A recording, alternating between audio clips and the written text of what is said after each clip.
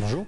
On vient de l'entendre, on ne connaît pas tout du loup et pourtant on en parle depuis, depuis la nuit des temps. Depuis 2000 ans, on en parle, on le pourchasse depuis 2000 ans, mais c'est vrai qu'on l'étudie seulement depuis 1940, grosso modo. Donc c'est vrai que c'est très récent. Et pour quelle raison on l'étudie depuis si tard? Uniquement parce qu'on a voulu l'éradiquer en France à cette époque-là?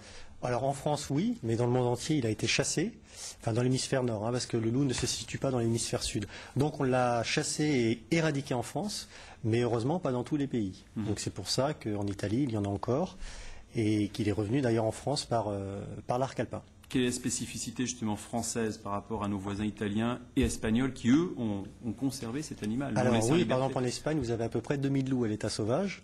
En Italie, vous en avez à peu près entre 500 et 600. Et nous, en France, on se situe à 55 loups. Donc c'est vrai que c'est très peu. C'est très peu. Alors on l'a vu, le loup dans le cadre de votre parc ne pose aucun problème. Quelle est la vocation d'un parc comme celui-ci? J'imagine pédagogique, mieux connaître, mieux cerner l'animal. Tout à fait. Il faut réhabiliter l'animal. Donc c'est un travail qui a été fait, qui a commencé il y a 20 ans maintenant, qui va continuer encore longtemps. Quand on voit tous les problèmes qu'on peut avoir encore à la compréhension de cet animal. Donc c'est un travail très pédagogique. Vous dites réhabiliter? Oui, il faut réhabiliter dans nos mentalités, parce qu'on en a vraiment très peur. À chaque fois on dit si t'es pas gentil tu vas voir, il y aura le loup, etc. Ça, c'est l'histoire, la légende, la petite histoire que l'on raconte. Mais ça reste ancré. Ça reste ancré. Donc c'est vrai que c'est un travail continuel que l'on fait nous beaucoup auprès des scolaires, mais aussi des personnes âgées qui viennent nous voir.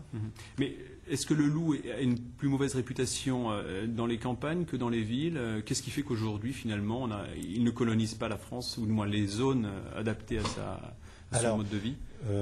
Il a effectivement peut-être une autre vision suivant si on habite en ville ou si on habite à la campagne. Et en ville, quand on est en ville, on voudrait qu'il y ait des loups partout, et quand on est à la campagne, peut-être on en a encore un petit peu peur. Donc ça c'est sûr. Maintenant c'est vrai que le loup fuit l'homme, donc de toute façon il ne s'approchera pas des villes. Il va coloniser des endroits qui sont désertiques ou très peu fréquentés par l'homme.